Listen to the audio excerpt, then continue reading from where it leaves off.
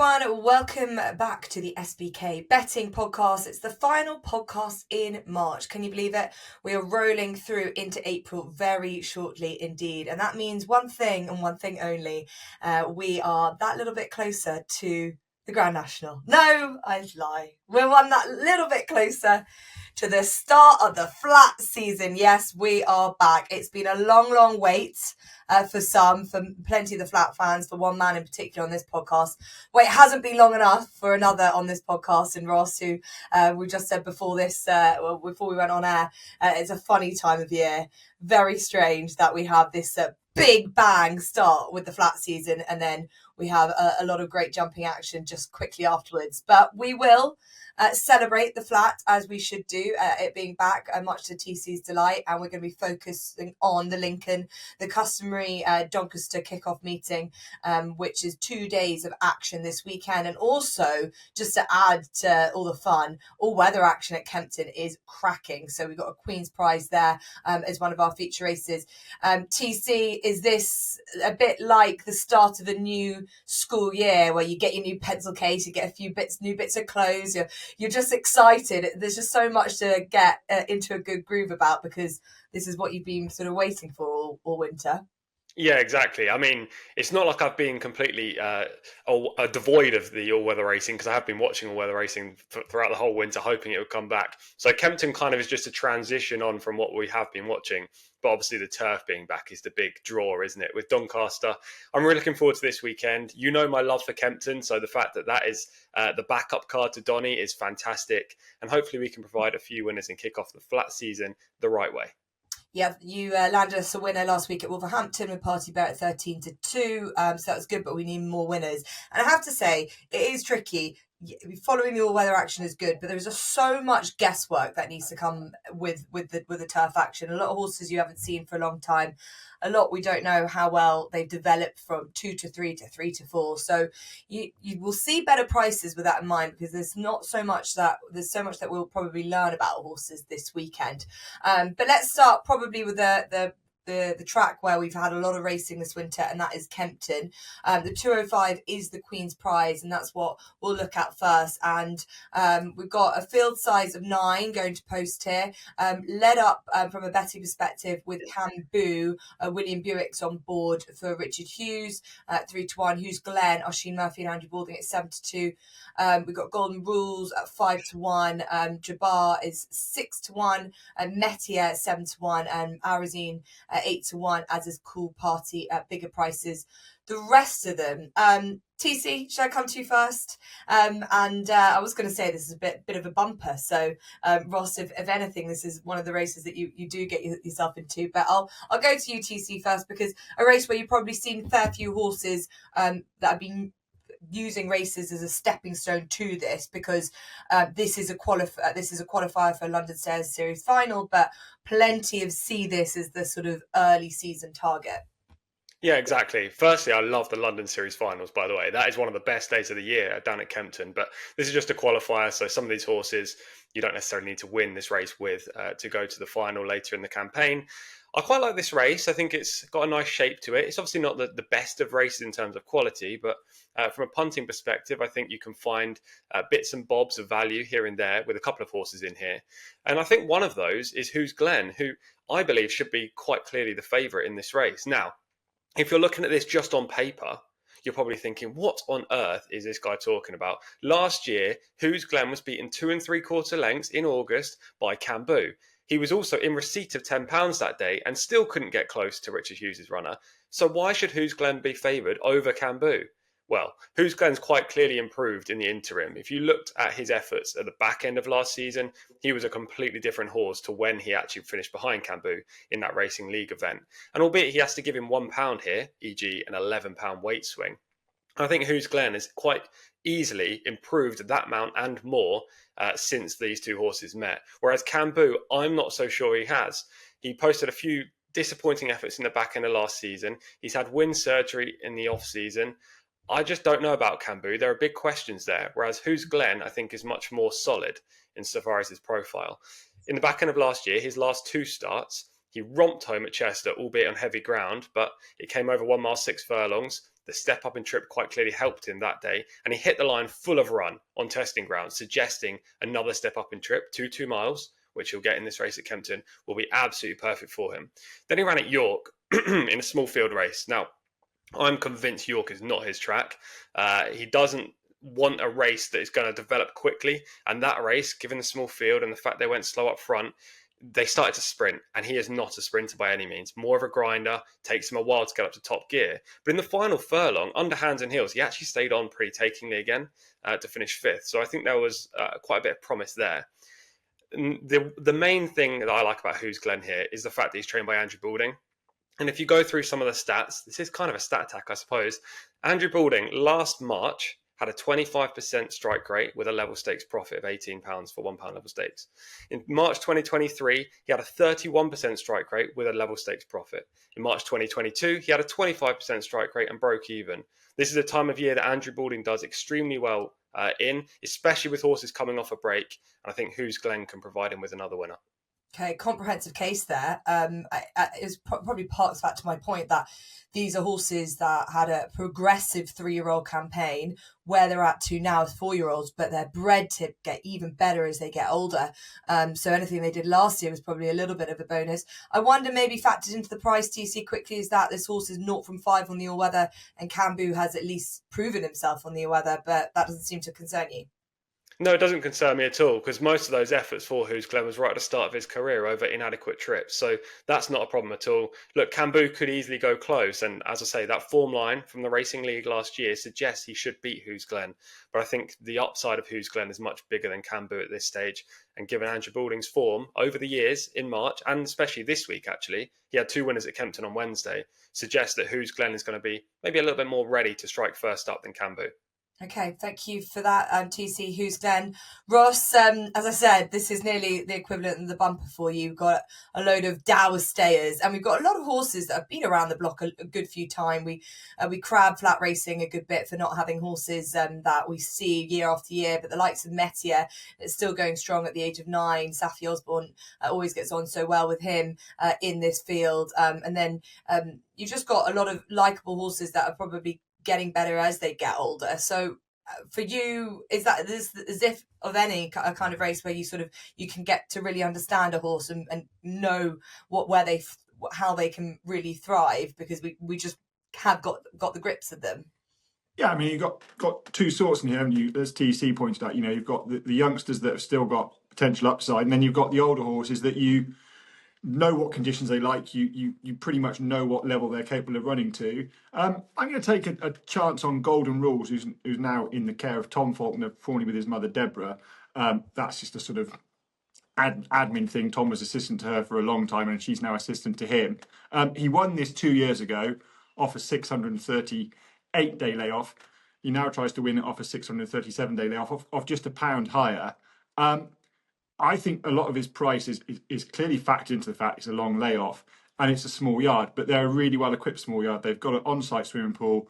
They've got all the kit. A part of their business is having horses in for rehab. So this horse isn't going to want for fitness.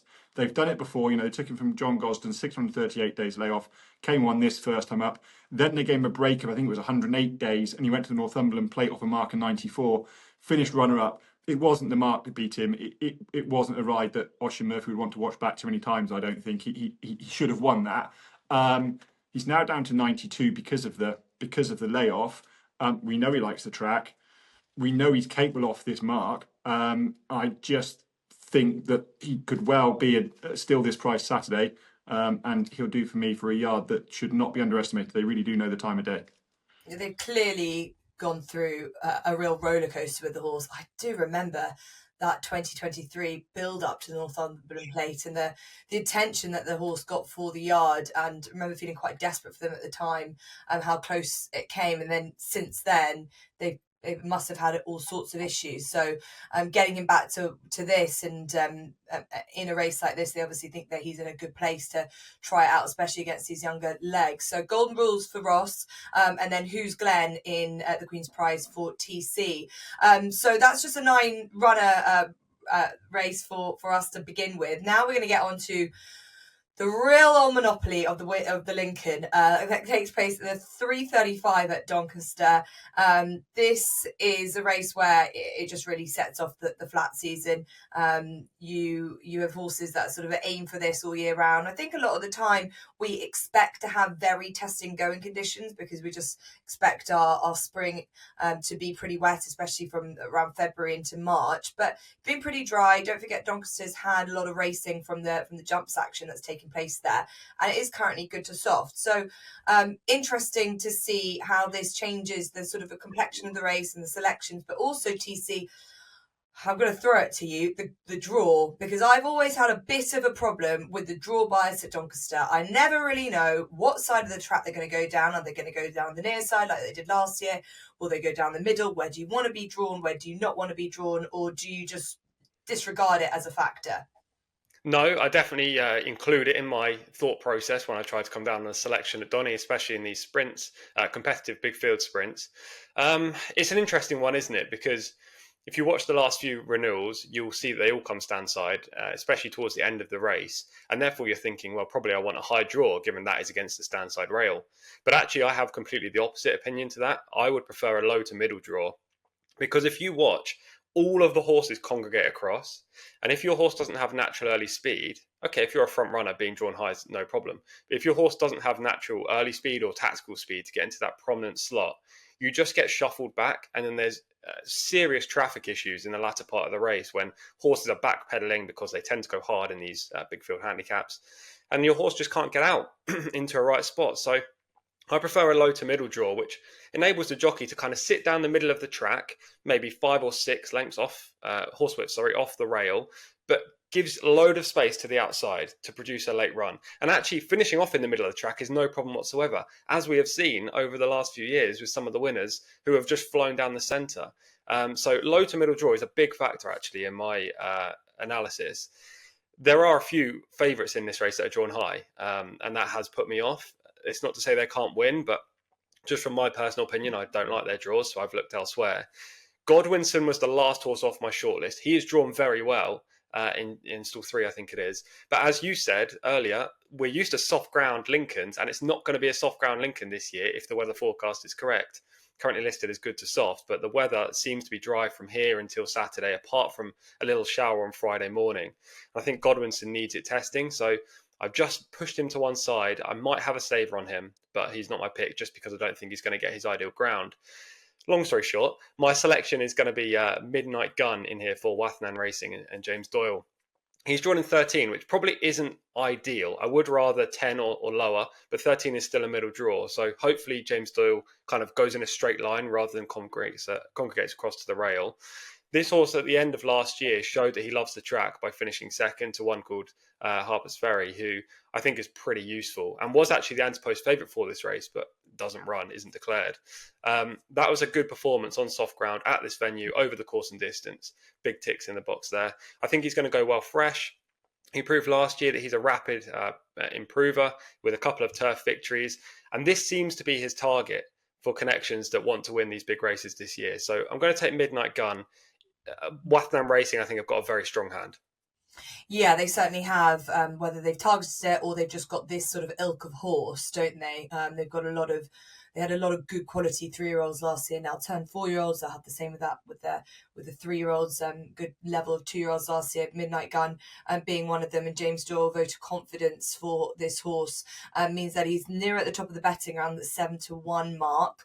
He's been gelded as well over the winter, so this is his first run since that gelding operation, which might have been a difficult decision considering he's out of Sky Lantern, being by Kingman, but they obviously think that he's better as a gelding, and they hope that that will just give him that little extra push when it comes to a race like this. Okay, Ross, we mentioned Wathnan Racing. They've got a couple of good entries, as does Carl Burke. He has probably in his care several type of horses that would be Lincoln types. This was heavily oversubscribed, but even though that they're the type of horse that you would be probably keen to keep an eye on, this race has thrown up some big price winners, most recently the 33-1 Mr. Professor last year. So I'd love, and I know you've been studying secretly the Lincoln for the last 10 days, I'd love you to give us that big price winner of the Lincoln. I did try, Jess, but I feel I'm going to let you down. I mean, this is like a 5,000 piece jigsaw puzzle, isn't it? I mean, you could be here for days. I I agree with what TC said about draw. In that, having watched a few back, if you're not quick away, you're banging trouble wherever you're drawn. So I don't necessarily put as much weight on the draw as him, but he knows a lot more about it than me. I do think you want a horse that can get a position early, and you never guess I've come down on the other Wathnan Racing Native Warrior for Carl Burke. Kieran Schumacher in the saddle. He has got plenty of early speed. He started his season last season really nicely. He was a horse that was on my radar from some time out. He actually ran in that Kempton race behind Notable Speech, finished fourth. You know, Notable Speech won very easily, but he went through that race quite nicely and looked like a horse that was worth following. Judy followed that up at Nottingham and won really nicely. Bounced out, looked really tractable, really rideable, quick and clear, looked an impressive horse. Went to the Britannia at Royal Ascot, was on the wrong side, finished third off a mark of 90. That was a fair performance. But you'd have to say, viewing his race after that, Royal Ascot on the atmosphere got to him because he was a transformed horse the next couple of starts. Very hot in the paddock at Goodwood when beaten by Paradis. He had the race won, but he was just so free through the race that he didn't sustain his run to the line. That was over an extended mile. And then he was worse again at Doncaster in September. He only beat 3 home, having been pretty well back throughout. Again, got pretty lit up, far too free through the race. Didn't see his race out in any way, shape or form. The angle here is just that they've had a winter to do what they want to do. They've gelded him, hopefully settled him down. I still think he's on a fairly nice mark. He is drawn 21, so he's against the rail you want to be against. As long as he gets away quickly, he's certainly got plenty of pace. It'll just be whether Kieran Schumacher can utilise that pace first time out and then get him to settle. But I'd be pretty confident if things go right from this year, he's better than his current mark. He'll like this nice ground. I think there'll be a few in this that have been plotted up for it, assuming that there's going to be soft ground. They're not going to get it. The ground won't be an issue to him whatsoever. So I quite like Native Warrior.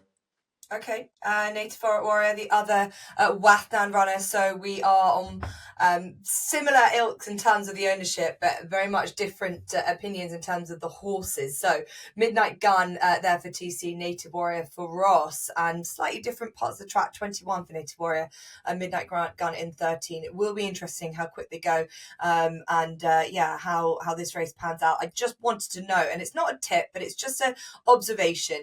David Munizia was successful in this race 2 years ago with Migration, where he put Wanwa de la Sayette up, who actually won this race in 2021 on Hikiki as a £7 claimer. And very interested to see that he's put up Warren Fentiman, who will be a jockey to follow this season on the flat. He's had an excellent opening few months on the all-weather, and his claim has already come down to 5, and he's a jockey to follow. And interesting that David has jocked him up on Toy Son, who's around about 20-1, a horse that probably has got bits and pieces of form. And I think a lot of these horses do. They can run a good race, and they do seem to try out against each other a lot, but they believe that they need to claim off him. So we'll see how Warren gets on his first rides on Saturday on the turf. So of note. So that is the Lincoln at Doncaster on Saturday. We have plenty more action over the course of the weekend at Donny and also at Kempton, where we featured that Queen's Prize. So we'll head back over to TC for your nap and your next best. Yeah, one from Doncaster, one from Kempton. My nap is going to be Marshman, who runs in the Camis Trophy, the 225 at Donny. I thought he was very unlucky not to win this race last year. He drew way clear of the third, fourth, etc. in the field, but just got run down by Montasib, who has subsequently gone on to win the Group 3 Chip Chase at Newcastle and then the Group 1 Sprint Cup, proving that he is a top-level sprinter, especially when they go hard on a straight track. And that's kind of what they did in the Camis Trophy last year. So Marshman, finishing that close to him, suggested it was a very good effort. He lost his form dramatically straight after that race. 3 terrible displays on turf. But Carl Burke then took him aside, gave him a break, gave him a wind up, gelded him, basically did everything he could to try and get this horse back. And it's proven this year that he's managed to do so, because he's run great in 3 all-weather spins, 2 victories, and then second the other day behind a Southall specialist in Clarendon House. Marshman is suited by this good ground. If it was soft, maybe Clifford Lee would have ridden Spycatcher, but he's gone for Marshman because of the ground. I love his draw. He just looks the fastest horse in the race to me, and hopefully he can make all the running, or most of the running, to win the Camis Trophy. And my next best comes at Kempton in the 240. and that is Timesius Fox for Andrew Balding, again, who I've talked about having a very good strike rate this time of year. This race fascinates me because I think there are a lot of horses in here that you should be following around March, April time.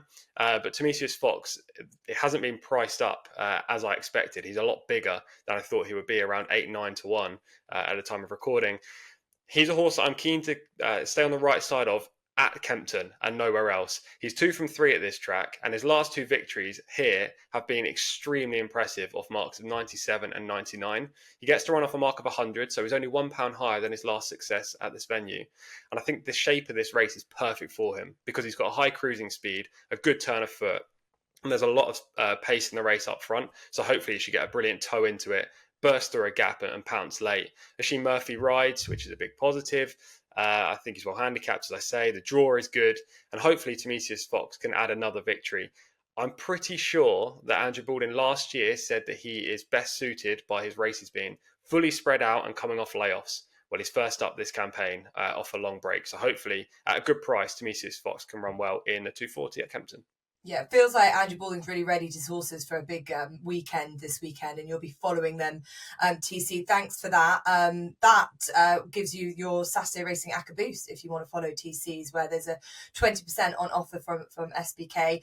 You've got TC's Queen's Prize selection, Who's Glen. You've got Midnight Gun, Marshman, and Timesius Fox, and Midnight Gun in the Lincoln. SBK are also offering a 20% winnings boost to use on any runner in the Lincoln, so that can help if you are following Midnight Gun. So over to Ross. You've given us Golden Rules and Native Warrior for your Saturday Racing ACCA boost. What is your NAP next best?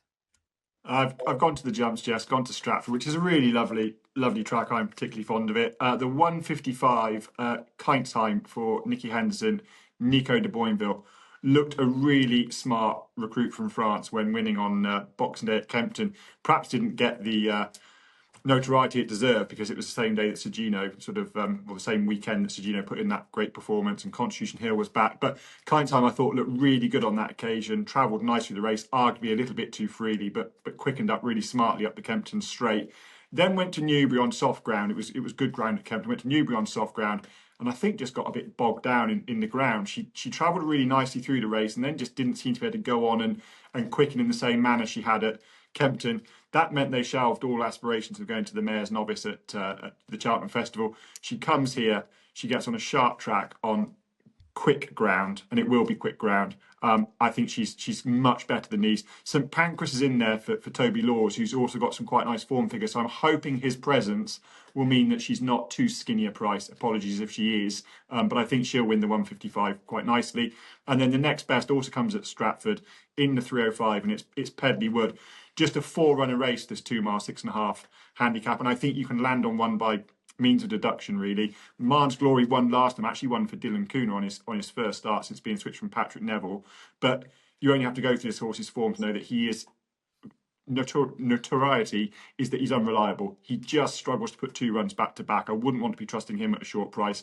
C nominate Mare I Love. She won the Hunter Chase at Cheltenham, the year before last. She does not want this ground, and she certainly wants further than 2 miles, 6.5 on that ground. The Wolf, I don't think the sharp track will suit him. He hits the flat spot every time he runs, and I just don't think that'll suit round Stratford. You need to be able to travel around there, which leaves Pedley Wood, who is quite a strong traveller at whatever trip he runs at. You have to put a bad run behind him last time, but that was on soft ground over 3 mile 1. He'd had a fair old campaign up until that point. Put a line through that. He's been freshened up. He's won round Wincanton 2 mile 4. He's won round Wincanton over 3 miles, both on good to soft ground. He's actually got a win over 2 mile 4 on good ground the year before last, albeit on a far lower mark. I think 2 miles, 6.5. Joe Tissard has kept his horse in really good form this year, which is a bit of a turn up for the books because they normally drop off at this time, but they're still running pretty well. And I think with Brendan Powell on board, Pedley Wood is the one to be on in the 305. Okay, brilliant. Got a bit of jumps in there. Of course, Pedley Wood and Kid Sign to add to Golden Rules and Native Warrior for Ross, and that could give you your Ross SBK 20% Saturday Racing ACCA boost if you so wish. 4 legs, and you've got to opt in. And as I mentioned again, Ross's selection for the Lincoln is Native Warrior, and there is a 20% winnings boost to use on any runner in the Lincoln. I'll give you a couple of mine for this weekend's racing. Nat, but I say they're both sort of each way chances. First up, I'll go for Point Linus in the 3 o'clock at Doncaster. Now, this looks like a pretty decent little race. This is a listed contest, the Mile Stakes, where likely that the likes of Botanical or even Liberty Lane, both for Sheikh Mohammed Obeid, will be up there. They're both very useful sorts in sort of handicap bordering onto sort of listed company, and that's what you sort of get here, horses that have kind of been straddling a little bit both, but plenty of them have to come off the back of the break. I did like Witch Hunter and what he did last time, coming behind Royal Zabil in second, but I thought Point Linus was interesting. He went off and ran in Qatar, I think it was, in Doha, and ran a good race, even though he was very keen out in front, and just overused himself out in front and was beaten late on. But I thought that was a good run. Might have blown away the cobwebs a little bit, but he's a horse that does well with his racing, just space out that little bit. It's a little bit of a quick turnaround, I suppose, but he has never really overfaced him too much, Ed Bethel. He always plans out his races quite nicely. I think that he'll enjoy something taking a little bit more of a lead here for him to follow. But he's a sort that will like it if it does have that little bit of juice, but he's pretty versatile. And I hope that, as I said, he might just get given a little bit more of a lead and to be able to come past and join to be able to take this listed contest. And then a little earlier on in the 150, the Spring Mile Handicap, I will go with Farazi Lane, the horse that I know very well. He ran an absolute career best to be second in the Lincoln trial at Wolverhampton last time, where he actually got struck into coming around the first bend. He hung in the closing stages. He looked a little bit ungainly, but that was only because we found to have seen that he had a pretty nasty gash in him, and he did very well despite that, and he really held on. Both Ross and TC said it's really beneficial for a horse to show that early speed at a track like Doncaster, which he'll definitely do, even though he's coming from stall 2. He only went up £1 in the handicap, and he still remains in really good form. There've been a few issues that he's had. He bled a little bit at the back end of last season, but they seem to have really sorted him out, and he doesn't spend a lot of time outside in his field, so he's a happy horse, and hopefully he can run a big race on Saturday. So those are all our selections for a great weekend of action, with the flat being back, and looking forward to seeing how everyone finds it. Hopefully we found a few winners. Don't forget that 20% Saturday Racing ACCA boost, 4 legs, and you do opt in. But the moment we begin talking about flat racing, we've got to have the big task of the Grand National, and that's going to be our next priority coming up. So make sure to join us for that next podcast. You can now listen to the SBK Betting Podcast in the app itself. So just make your way to the horse racing page and click play there. If you're a new user and you want to get involved with SBK, new users get £30 in free bets when you sign up and bet £10 for the first time. And make sure to head to SBK for lots of other offers and promotions throughout the weekend. And we'll see you very soon.